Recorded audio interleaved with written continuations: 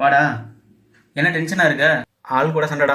நான் ப்ரோ இதுக்கெல்லாம் டென்ஷன் ஆவாங்களா? இன்னும் வாழ்க்கையில பார்க்க வேண்டிய எவ்வளோ இருக்கு. ஆனாலும் நீ மட்டும் இப்படிதான் இப்படி காமா இருக்குன்னே தெரியல மச்சான். நான் மட்டும் இல்ல, மேட் என்னன்னு தெரிஞ்சா நீ கூட காமா இருக்கலாம். புரியுற மாதிரி சொல்றா. அதாவது நண்பா, உனக்கு மட்டும் இல்ல, உலகத்துல யார் கோவமா இருந்தாலும் 2 தான் காரணம், ஏ அண்ட் சி. யாரா அந்த ஏசியா? என்ன கேஸ்ல மாட்டிடாம போக மாட்டல, அந்த ஏசிலடா அது adrenaline and கோர்டிசால்.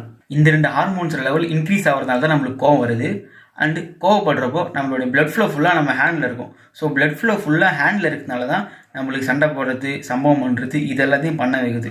So next time உனக்கு கோவம் வந்தால் இப்போ நான் சொல்ல போகிறேன்றதை ட்ரை பண்ணிப்பாரு, உனக்கு கண்டிப்பாக ஹெல்ப்ஃபுல்லாக இருக்கும். கோவம் வர டைமில் டீப் ப்ரீத் எடுக்கிறது மூலியமாகவும் வாக்கிங் பண்ணுறது மூலியமாகவும் இந்த 2 ஹார்மோன்ஸ் லெவலை கண்ட்ரோல் பண்ணிடலாம். அப்போ இதான் மேட்ரா?